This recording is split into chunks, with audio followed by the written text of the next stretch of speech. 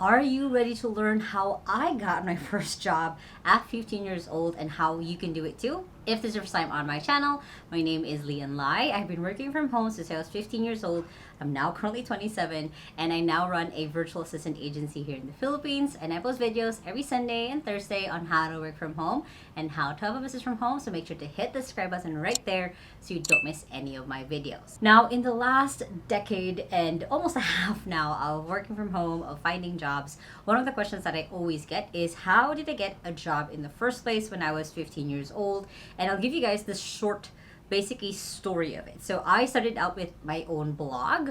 I was a writer, still I am. I was writing for a journalism club, and when blogging became a thing, I was like, hey, I'll try this out. I did it a little bit with Tumblr, and Blogger came out, Blogspot basically, and I wanted to do it for myself. So with that, I started getting people who liked how I wrote, liked my posts, and that's how I got my first client, was someone contacting me and saying, hey, I really like the way that you write. Can you be a ghostwriter for me? A ghostwriter is basically someone who goes ahead and writes an article, but then it's published under their name, and of course, it's exchanged for money. So I was kind of covered and I was good. And with that, it was really complicated in 2011 to kind of be hired because I was technically not legal yet, but because it was overseas, it was kind of okay. So there's a lot of really funny things that happened. I would only get paid basically through a family friend who would send me the money after they received it on their PayPal in the US, and then sending me the money to the Philippines. So it was a lot harder when I got started. You guys have so much resources nowadays, but I wanted to walk you through how you can do it for yourself, based on my experience, and also based honestly on my sisters and other people that I have helped be able to get jobs even before they are at that legal age. So the first thing you could do is to learn, and learn a lot. So what I mean by this is, unlike when I started out as a writer before, I didn't have a lot of resources on how I could get started working online. Versus for you guys, as you're watching this or you're having your kids watch this, there's so many resources out there for you. From here on YouTube, there's Udemy, there's so many places where you can get started on a path. So what I mean by learn and learning a lot is expose yourself to as many skills as you want, especially if you're not clear what it is yet. For me, I stumbled upon it because I was already doing a lot of writing. It was something that I like to do for fun. But also in that journey, I was doing graphic design work. I was doing video editing. I was doing social media before social media was a thing. I did a little bit of virtual assistant work. So with that whole part of my journey, I was experimenting. I was seeing what else I can learn, what else I can do. So try to learn a lot and as much as you can about what other people do online. You'll start with your interests, start with the things that you love doing, and maybe expand beyond that. Look at other people's job descriptions, what it is they do. There's so many online certifications that you can take that you don't even have to be in legal age. So just be a sponge, basically. Like, find the thing that you want to do, and then once you do, you start with that one, because the next thing that you're going to do is to work for yourself. Again, for me, I was already doing journalism. I was blogging about my life, writing stories, writing articles. So for me, I kind of was working for myself because I would write whatever. I would write whatever came up in my head. So what I mean by work for yourself is do the thing as you've now researched, as you've now looked up what kind of job you might want to start with. Start doing little like jobs for yourself. If you chose graphic design, go ahead and do like little graphics for yourself. Go to Canva, learn what it is that you can do for yourself. If you are someone who chose video editing, do video editing for yourself, create content on TikTok, on Instagram Reels. If you've chosen, for example, becoming a virtual assistant, try to look at, or maybe asking your parents, like, hey, what's something I can do for you on here? Or ask your family friends, hey, what can I do for you with this skill? I want to develop this. So basically what this step is, develop your skills further by working for yourself, by finding what are different things that you can start applying the skills you are learning into your real life. Next is go ahead and start creating your own systems. What I mean by this is create your own style of way on how you're doing things. So for example, for me, when I got started on this, I had my own way of writing. I knew the basics of writing a blog post, basically how to write an article, and I created my own way. I like asking questions at the very beginning of my blog posts, And when I went into graphics, I liked the very clean way of creating graphics, but then the colors popped out.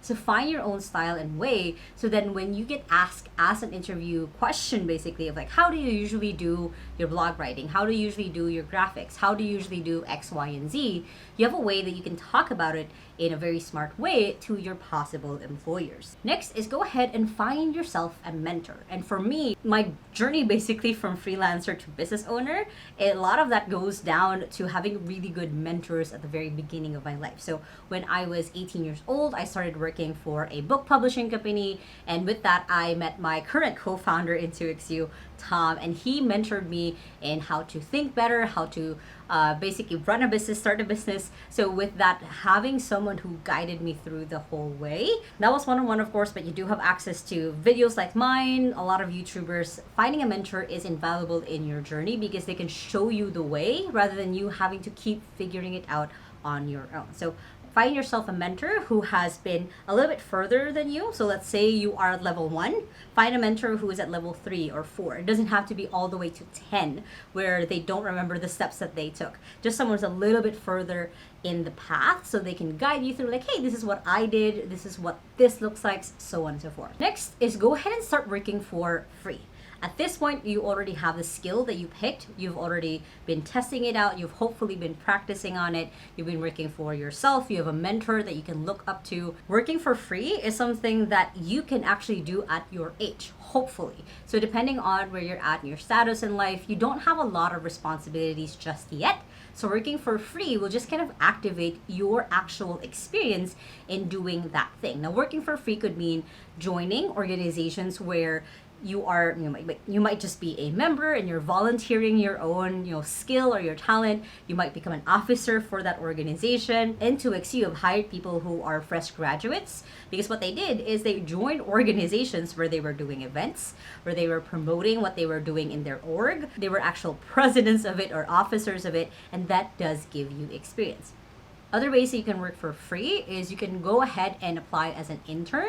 So what I mean by this is you basically, again, work for free for actual companies. You just need someone to run around to do the things that no one else wants to do. You're going to be that person because you want to learn. When you are working for free, you're literally getting experience on the thing to see if 1, it is something for you, and 2, if it is something that you can last in. And again, you're young enough usually at that age where you can switch your skill or your talent based on that experience that you've gained. So for example, for me, one of the things that I did was I applied for jobs in this local magazine that we had at that time, and I became like their head junior writer when I was 17.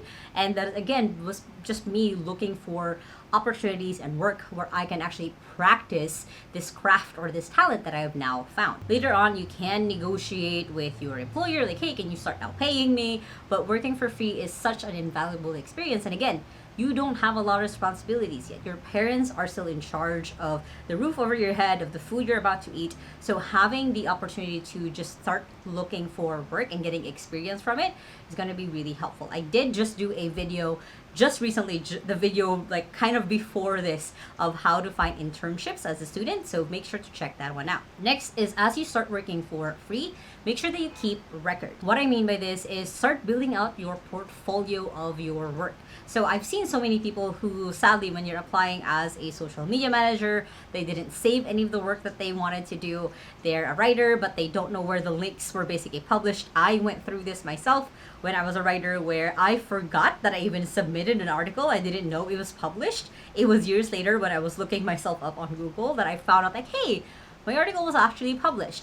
That could have been something I could add to my portfolio. Now, if you've never heard what a portfolio is, it's basically a way for you to keep records of past work that you can then show to potential employers. So what I mean by keep records is to take screenshots, put it in a Canva file, put it on a Google Doc, where later on you can show employers that you're applying for, like, hey, these are the works basically that I did for my previous employer. Next is to make sure to ask for reviews or testimonials from the people that you work with.